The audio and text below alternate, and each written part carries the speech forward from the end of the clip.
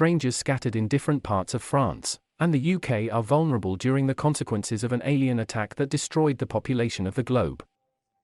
In the French Alps, Catherine the astronomer calls her sister Sophia to ask how she is doing. Sophia doesn't answer her calls, so she leaves her messages. Later, Catherine gets into the van and goes to the observatory in the mountains. In London, a blind teenage girl Emily finishes getting a tattoo on her wrist. Returning to the observatory, the satellites detected a signal from the area around the star Ros 128. Catherine asks her colleague Johannes to check the frequency of the signal, and he reads it at a frequency of 153.26 of a gigahertz. He thinks that perhaps a satellite is on the way, but she confirms that there are none. Then Catherine asks Johannes to check the signal that the Arecibo Observatory detected near Ros 128 by last year. After comparing the two signals, they came to the conclusion that they are identical, but the new signal is much stronger. Johannes asks Catherine how she would rate the signal on the Rio spectrum scale, which quantifies the significance of evidence of the existence of extraterrestrial intelligence. She rates this discovery at 6 or 7 points. Catherine instructs him to contact his colleagues via the astronomer's telegram and the Almavatica large mm-submillimeter array to get a second opinion. The next day, Emily wakes up when she hears pulsating sounds. At the observatory, Johannes tells Catherine that the camera confirms the signal. She worries that they may be mistaken in their suspicions, but he assures her that this is not the case and asks her to call. Catherine picks up the phone and transmits their findings to the government. In London, Emily's mother Sarah sees a tattoo on her wrist. She tells her daughter that they will talk about it as soon as her husband Jonathan gets home. Emily leaves for school, and her younger brother Tom enters the room and calls his father. In the northeast of France, Jonathan answers Tom's call and asks how everyone is doing. At the Department of Neuroscience at University College London, Bill is just giving a lecture. Meanwhile, Catherine arrives in Brussels to present her findings to European military and political leaders. She informs them that the signal was detected within 23 hours and 56 minutes, and she does not know about its meaning. She adds that she participated in the initiative to send music into space. They ask her if this could be the answer, and she replies that if it is, then in a language they don't understand. After that, the woman asks if the source of the signal could pose a threat, and she says there is no evidence that this is the case. But the woman claims that there is also no evidence to the contrary. Then the man asks the astronomer about what they already know. Catherine suggests that the source of the signal is an exoplanet orbiting Rosa 128, on which life may exist. When Catherine leaves the stage, there is a worried murmur in the crowd. Later, Colonel McRae will introduce himself to Catherine as her contact person. At university, Bill hears an answering machine beep and wonders where it's coming from. He then watches a press conference announcing Catherine's discovery. In France, London, Jonathan, Sarah, and their children are also tuning into their televisions. In the refugee camp, Karim reads messages on his friend's phone that say, "Tonight at 10 o'clock at night." Back at the observatory, people are extremely installing their equipment. That evening in London, Bill watched his ex-wife Helen and her boyfriend Chris through the window from the street. When Bill returns home, his son Dan leaves for a government job. Meanwhile, in France, Jonathan is flirting with a female colleague in a hotel bar, who hints that they are retiring to his room. At Sophia's apartment, she rejects Catherine's call and takes medication before returning to bed. Karim and his friend sneak into the shipyard. His friend is caught, but he manages to escape by hiding in a metal tank. At the observatory, Sed discovers many objects approaching the Earth at a speed of 621 miles per second. In a hotel room, Jonathan and a woman kiss on the bed, but guilt pushes him to push her away. In London, Emily wakes up to the same throbbing sounds. There, at the observatory, the objects slowed down as they entered the Earth's atmosphere.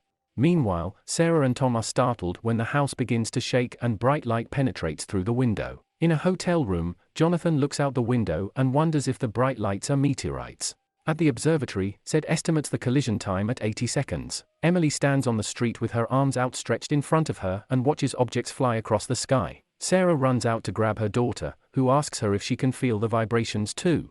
Bill watches through the window of his apartment as some objects fall in the city. At the observatory, Sed says several areas have been affected. The next day, the news reported that 2,500 objects had fallen to the ground and that a state of emergency had been imposed in London. At the British command post, Rachel tells Dan to inform everyone that people should stay indoors.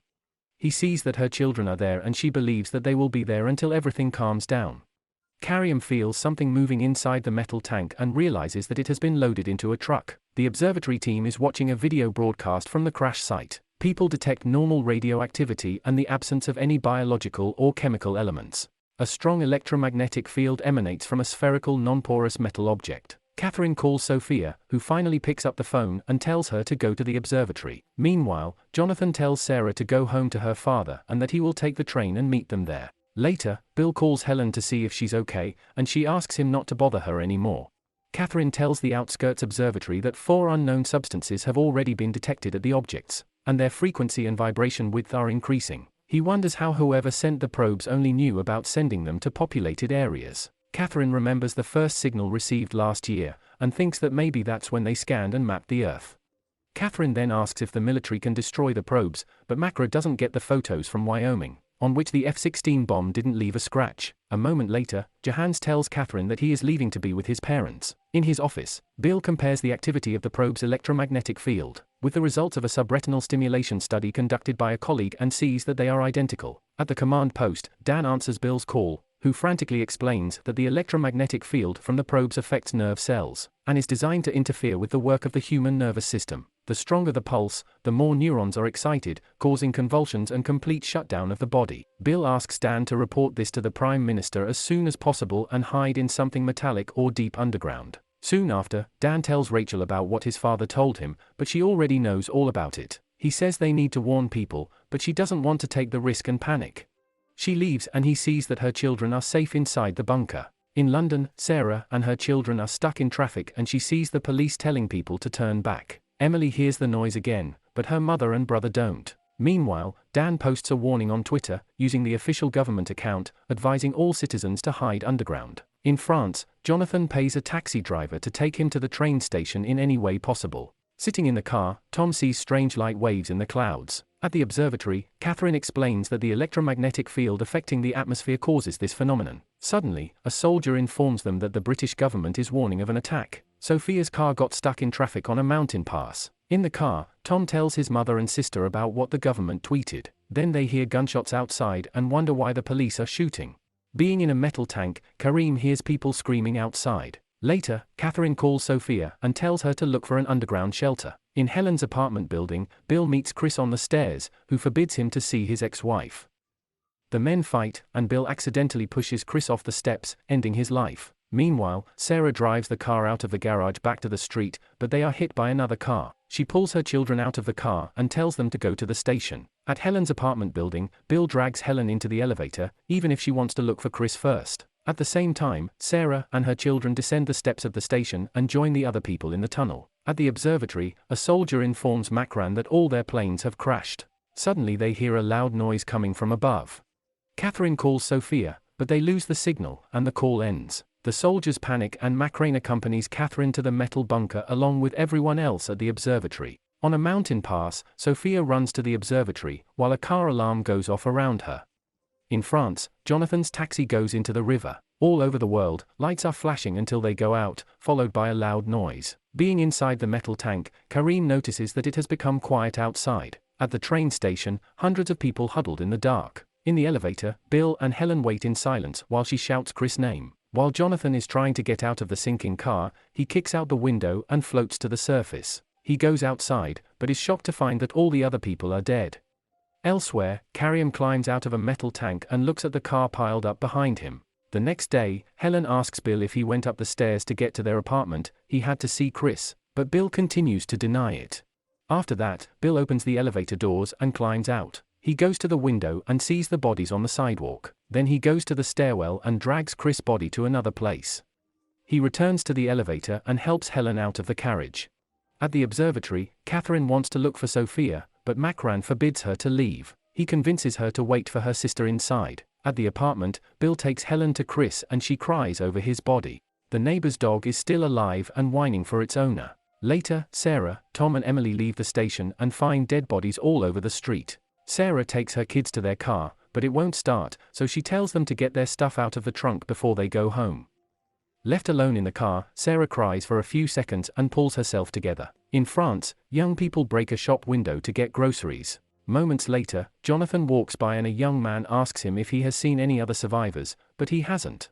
The young man says that phones, radio and internet are no longer working and hands Jonathan a bottle of water. He offers Jonathan to stay with them, but he refuses, because he plans to return to London through the Channel Tunnel, in case things go better there. At the observatory, Macran tells Catherine that the number of survivors is unknown, and there is no electricity above ground. The equipment that his people got is still working and will be powered by a generator. Sed is working on finding a working frequency for the radio, but has not found anything yet. At the apartment, Helen asks Bill if he thinks their son is dead, and Bill believes he is safe in the bunker. Moments later, Helen packs her bag before heading out to find Dan, but she doesn't want Bill to go with her.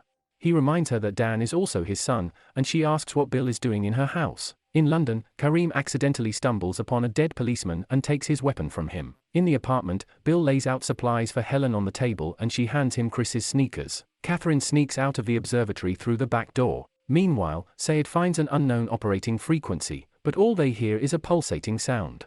He tells the colonel that the signal is coming from the northeast direction. Macra does not ask the soldiers where the astronomer is. On the way, Catherine drives past a car with a dead family inside and begins to worry even more. In the apartment, Helen covers Chris' body with a blanket. Bill realizes that the pulsation didn't kill the dog and finds it interesting. Then they head to the place where Dan is. In another part of the city, Karim breaks into a store and takes food. He doesn't notice that the shopkeeper is standing behind him with a knife in his hand. When the owner asks him what he is doing, he replies that he only came there for food, but an elderly man sees his gun and rushes to him. Karim accidentally shoots a man, while he himself is stabbed in the stomach. After a few minutes, Tom gets hungry, and Sarah says they'll find something to eat. Emily hears the sound again, but Sarah still doesn't hear it. On a mountain pass, Catherine calls Sophia, despite the fact that there are only corpses around her. In the store, the family finds a mortally wounded Karim on the floor. He asks them for help, so Tom runs out and calls a group of people passing by. He asks his mom why these people didn't help them and she says it's because they take care of themselves as they should. Inside, Emily hands Karim a bottle of water and promises that they will be helped. The wounded man says he is losing a lot of blood. Sarah returns and asks her daughter if they can talk outside. Karim tells Emily that her mother wants to leave him here.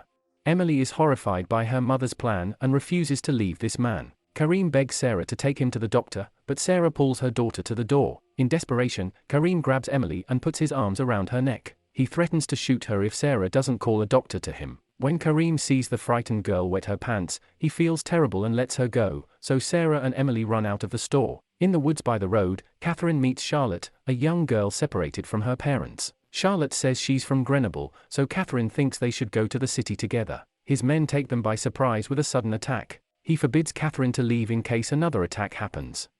The astronomer is adamant in his intention to leave, so Macrain gives in as long as they walk together and she follows his orders. Later, Sarah will take her children to a hotel for the night. She finds an empty room and gives them food from the mini fridge. Back at the store, the brown disappeared, and all that was left were the bloody paper towels. At a mountain pass overlooking the city, Sed notices survivors entering and exiting the supermarket, so the group decides to go there. At the park, Bill assures Helen that they will find their son. Outside the supermarket, Macrain orders his men to cordon off the perimeter while he and Nathan follow the blood trail to the back of the building. The trail of blood continues into the storage room and the soldiers find a pile of dead bodies. Macrain thinks it could have been a trap. In front of the supermarket, unknown people hiding on the roof are firing at soldiers. The soldiers return fire, but Sed is wounded in the neck. Frightened, Catherine and Charlotte run to the supermarket to hide. Macrani and Nathan return to the front of the store after hearing gunshots. While inside, Catherine and Charlotte do not see the four-legged creature behind them. Outside, Macran tells Sed to put pressure on his wound and asks the others where Catherine and the girl have gone. Inside, Catherine stumbles and Charlotte runs away in fear. The woman hears the creature about to turn the corner to attack her, but the soldiers shoot at it, and it runs away in the other direction. Macrani helps her up and asks where Charlotte is. A frightened child is hiding in the freezer on the other side of the supermarket. After a few seconds, she sees the silhouette of a creature passing in front of the freezer. Suddenly, the top of the freezer slowly opens. Catherine and the soldiers hear Charlotte scream and follow him to the back of the house, where they find a lifeless body in the freezer. Macrain tells her that they have to go and Catherine cries because she left the girl's body. In London, Karim stumbles and falls in the street. Later, Catherine and the soldiers arrive at the observatory and the men examine Sed's wounds. In London, an unknown man looks down on Karim when he loses consciousness. That evening, Bill and Helen come into the house to spend the night. At the observatory, Macran informs Catherine that Sed did not survive. She apologizes for insisting on going to the city, but he reminds her that he gave orders. After that, she feels remorse for not being able to protect Charlotte. After that, she asks if he saw what exactly attacked them. He didn't see it, but it was as if they were waiting for them. In the hotel room, Emily and Tom are sleeping while Sarah opens the window to smoke. She sees a woman running away, and a four-legged creature is chasing her.